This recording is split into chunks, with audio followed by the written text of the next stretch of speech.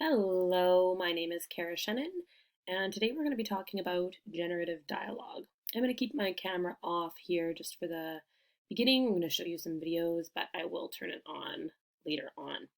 So, generative dialogue is a type of communication which falls under generative leadership. And the goal of today is that we're going to give you the tools and the skills and some really concrete examples so that you can start having these conversations which lead to more productivity, better problem solving, and more collaboration with the people that you lead. So, today, what we're going to do very first is we're going to talk about some foundational elements that you're going to need to ensure are present in your school if you want this type of communication to work and really be supported. Then we're going to talk about the importance of questioning and giving feedback. We're going to talk about some really concrete examples of that and get some practice in. We're going to talk about where this fits, how we get started, and then the big picture of where this kind of communication falls on a continuum in your practice. So, the definition. Generative dialogue is a conversational approach in which partners let go of taking or defending a position and instead attend to the flow of conversation, which, with reflection on underlying causes, rules, and assumptions, leads to new ways of thinking about problems and their solutions.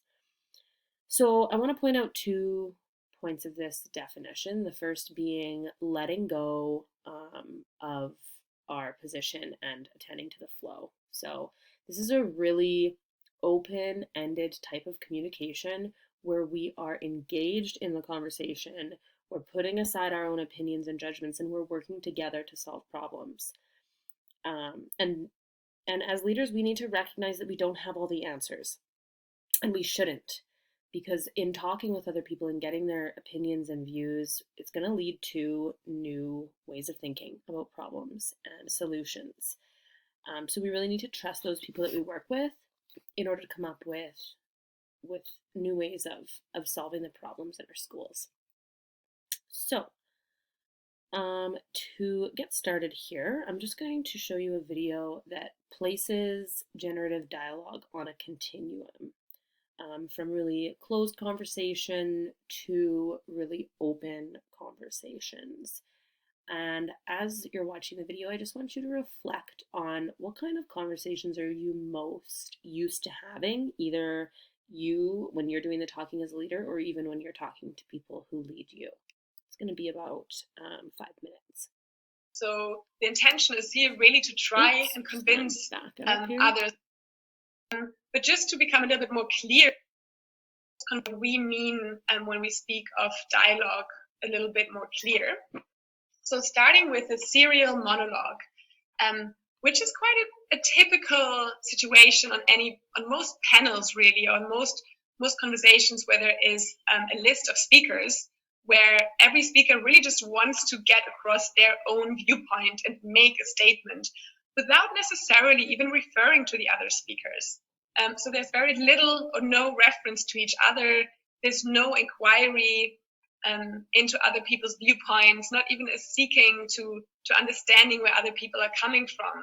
So this form of conversation really doesn't allow for the group or the audience, or for anyone who's really there to move beyond individual wisdom. It's really about understanding what one person has to say, but it doesn't permit the possibility of collective wisdom to emerge. It's very much thinking individually.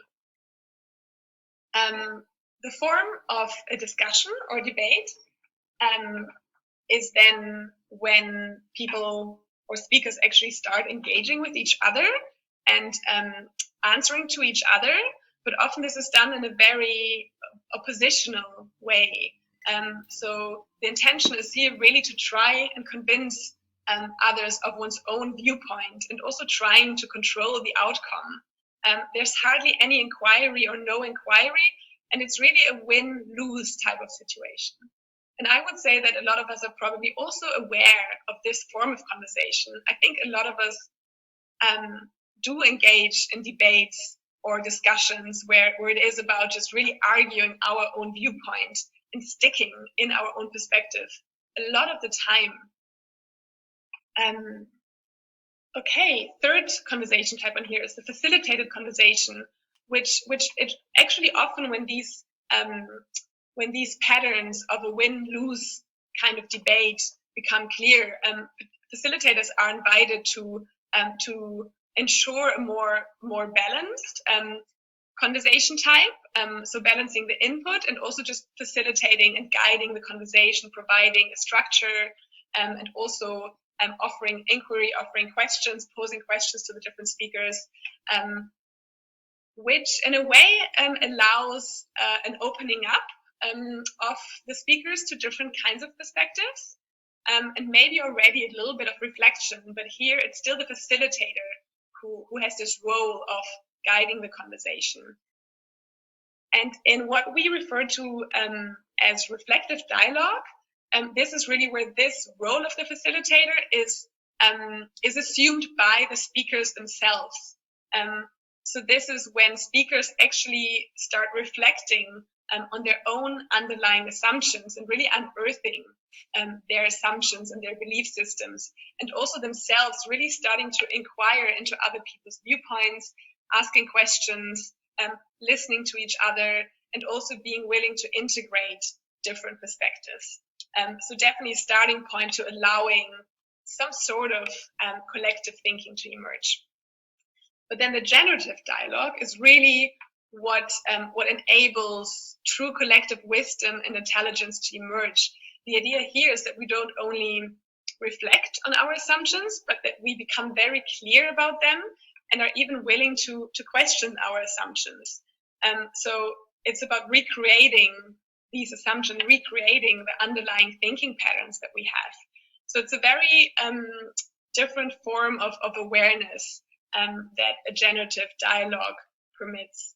And because this is really about building on each other's ideas and maybe even developing new ideas, developing new solutions to problems, it's also very prone to creativity and innovation to emerge. And it's also about respecting and embracing difference and really seeing the value in different perspectives and different attitudes, different ideas and viewpoints coming together and really harnessing this diversity rather than seeing it as a hindrance. So it also produces commitment to whatever is developed, because everyone has been part of the dialogue and has been part of developing new ideas or developing an action plan, which then also comes with bigger commitment towards action and towards putting things in place. And as you can see here. All right. So like she explained, the generative dialogue is a very open-ended, it is a reflective conversation, but it is more about listening to everybody in the room and getting everybody's collective knowledge about whatever we are trying to problem solve or work through. And it leads to new insights, of course. So when we speak of dialogue, there we go. In order for this to work, we need to have a solid foundation of a specific type of culture in our schools. This isn't a quick fix or a small change, and you can't just walk away and start using these feedback techniques if these things don't exist. We really have to truly change how we view and respond to the people that we lead. So a big part of this is distributed leadership, which Adams et al. Describe as the generative, or put forth that the generative dialogue process empowers educators and school leaders to be committed to work with each other, regardless of positional authority, and do so in a spirit of mutual respect and trust. So we have to be willing to put aside any top-down leadership that strategies or ideas or ideologies that we have maybe that have existed in the past, and really trust that the people that we work with have good ideas and that they can be leaders in their own classrooms and leaders in community of practices with each other. So we're going to use these questions and open-ended feedback strategies to work towards a solution and trust that people often need guidance and not answers. Right, so we have trust and respect here, presuming professional competence. So we need to assume that the people that we work with are competent, that they have good ideas, and we need to trust that. So this can be difficult. I'm going to show you a little video clip here where she explains why. Dialogue is about practicing. So I can tell you 1,000 ideas, but what is more important is that you start to practice. And start to practice, and that I would say is relevant and that needs to be said. Start to practice having something very important in mind and in your body, which is if you want a dialogue, you have to trust. The reason why we're not being able to dialogue today is because we don't trust each other. That's why we judge, that's why we react, because we're trained to debate, we're trained to fight, and we see others as a threat. Well, if we want a dialogue, the basis, what we need to do whatsoever, otherwise it's not going to happen, is trust others. And of course it takes courage, because dialoguing means opening up, means sharing your ideas and sharing your feelings. And we don't know what the other is going to do with our thoughts and with our feelings. But if we want a dialogue, we'll have to admit and have that leap of faith, because otherwise it's not going to happen. All right, so she did a great job of explaining why it can be so hard for us as leaders to trust other people. We want to appear intelligent. We want people to come to us, and sometimes we want everybody to think that we have all the answers, and it takes a level of vulnerability to sit down and actively listen and work to solve problems and acknowledge that you might not have all of the answers in the room. So, in order for this to happen, what we have to do is we have to suspend the judgment that we make of others and not criticize the people that we leave. Adams et al. Reminds us this only leads to educators feeling less valued and competent, which does not promote creativity or a work ethic in the people that we're leading. To dialogue, we must encourage others to take responsibility in the learning and action process, and we have to trust that they're going to commit alongside you. So I have some reflection questions there. I'm going to give you some time in a bit here to just reflect on those. Do I want to be right? And can I acknowledge other opinions without agreeing? So now we have voice and conveying positive regard. So positive regard is not praise. Praise from leaders often, Adams et al. Explains, often just leads to the teacher denying that, saying, oh, that's not true, or sometimes just leads to uncomfortable silence. And generally, it's not authentic feedback. Townsend, in a podcast, was discussing how often when we give praise, we do it in a way to sandwich criticism, and it's not an effective strategy. And the only thing that people hear is the criticism, and the feedback is not authentic. So we are going to talk about feedback later, and how we can be giving positive feedback if it's authentic. However, complimenting or just giving praise does not lead to growth. So, praise, the last thing I'll say about praise is it often also reflects a set of values. So, if I walk into a classroom and say, wow, it's so quiet in here, what a great class we have here, that's reflecting my set of values and what I deem as important, which might not be the same for the other person. So what positive regard is respecting others' values, beliefs, opinions, and experiences, which really starts with knowing the people that you work with and that you're engaging in these conversations with. So I have two questions here, two sides of a coin to reflect on. Do you make yourself heard in conversations? Do people truly listen when you're speaking, or do you dominate conversations? All right, finally we have active listening, a very important foundational element here. So talking less and listening more. Adams et al. Note that leaders often talk for up to 90% of the available time in conversations. So all this talking from this one-sided place, like we saw in that continuum, does not lead to collaboration or problem solving. It's just talking at a person. Another common occurrence that that leaders often engage in is colonizing conversations with personal stories. So, oh, I know a time when that happened to me. This is what I did. But of course, this does not lead to new solutions. This limits critical thinking and leads to very little growth in both participants in the conversation. So, a couple things to reflect on there. Are you listening to hear or listening to respond? If you're coming up with things in your head as you're listening, maybe we're not listening as good as we could be. Or are you listening from the present moment? Or are you, do you have preconceived notions of that person or the situation? So, finally here, right before I give you a break, we're going to just watch a video where Celeste Headley, who's worked in public radio since 1999, she's a reporter, a host, and a correspondent, gives us her top 10 rules for having good conversations. And she gives some really engaging examples of these foundational elements that we've just talked about. So here we go. Be like that. So I have 10 basic rules. I'm going to walk you through all of them, but honestly, if you just choose one of them and master it, you're already going to enjoy better conversations. Number 1, don't multitask.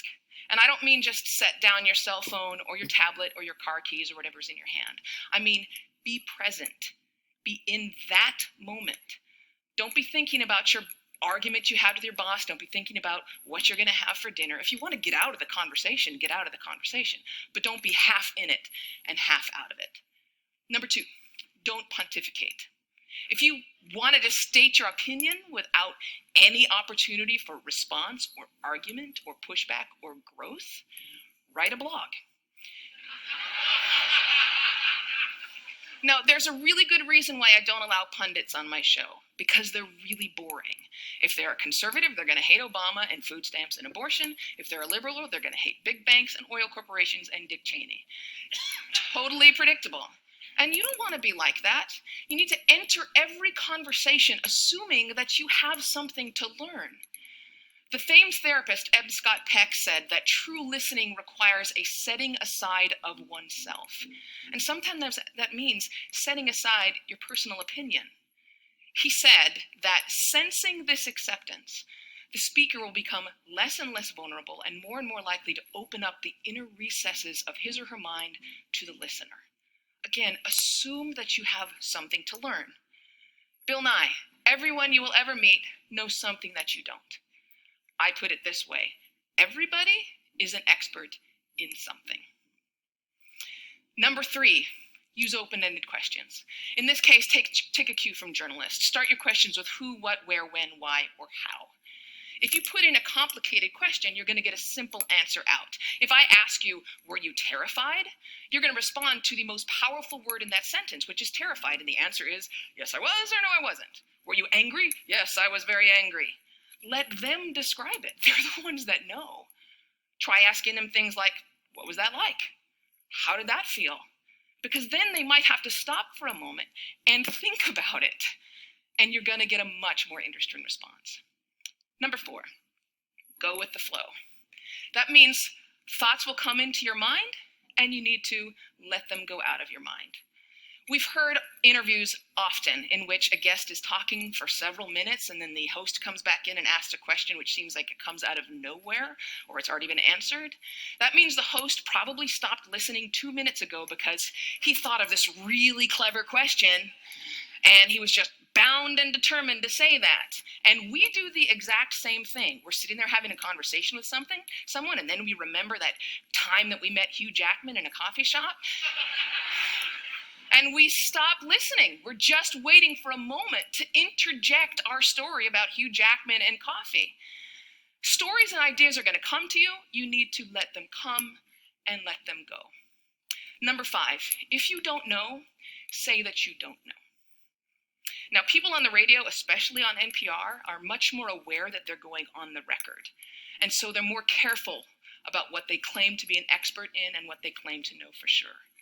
Do that. Err on the side of caution. Talk should not be cheap. Number 6, don't equate your experience with theirs. If they're talking about having lost a family member, don't start talking about the time that you lost a family member. If they're talking about the trouble that they're having at work, don't tell them about how much you hate your job. It's not the same. It is never the same. All experiences are individual. And more importantly, it is not about you.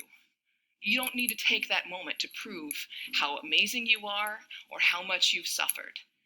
Somebody asked Stephen Hawking once what his IQ was, and he says, I have no idea. People who brag about their IQs are losers. Conversations are not a promotional opportunity. Number 7, try not to repeat yourself. It's condescending and it's really boring. And we tend to do it a lot, especially in work conversations or in conversations with our kids. We have a point to make, so we just keep rephrasing it over and over. Don't do that. Number 8, stay out of the weeds. Frankly, people don't care about the years, the names, the dates, all those details that you're struggling to come up with in your mind. They don't care. What they care about is you. They care about what you're like, what you have in common. So forget the details. Leave them out. Number 9, this is not the last one, but it is the most important one. Listen. I cannot tell you how many really important people have said that listening is perhaps the number one most important skill that you could develop. Buddha said, and I'm paraphrasing, if your mouth is open, you're not learning. And Calvin Coolidge said, no man ever listened his way out of a job. Why do we not listen to each other? Number 1, we'd rather talk. When I'm talking, I'm in control. I don't have to hear anything I'm not interested in. I'm the center of attention. I can bolster my own identity. But there's another reason. We get distracted. The average person talks at about 225 words per minute, but we can listen at up to 500 words per minute. So our minds are filling in those other 275 words.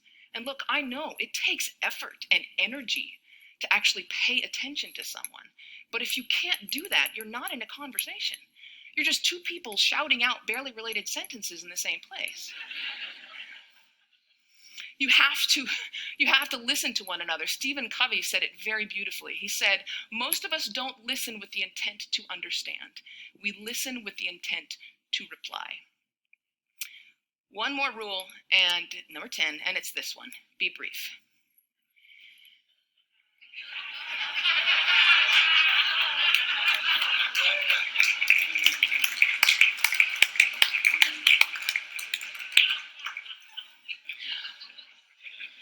All of this boils down to the same basic concept, and it is this one. Be interested in other people. You know, I grew up with a very famous grandfather, and there were... All right, so she does a great job of giving some really concrete examples of these foundational elements that have to exist in our conversations if we're going to employ these tools with our staff. So, we're going to talk about powerful questions next. It says, Walsh and Satis explain, the formulation of powerful questions is at the heart of productive inquiry. The right questions, however, are only catalysts for successful inquiry. If the inquiry is to produce useful results, it must be situated in a culture where individuals value active listening, demonstrate respect towards one another, and are willing to suspend judgment when conflicting points of view emerge. So we see the importance of all of these things we've just discussed. Additionally, individuals need skills in discussion dialogue, skills that are associated with quality questioning. So, after the break, we're going to talk about questioning and get into teaching those skills. Right now, I'm going to give you a quick break. And what I would love for you to do is go back in the PowerPoint to those reflection questions and by yourself, just reflect really quickly on what kind of communicator you feel that you are.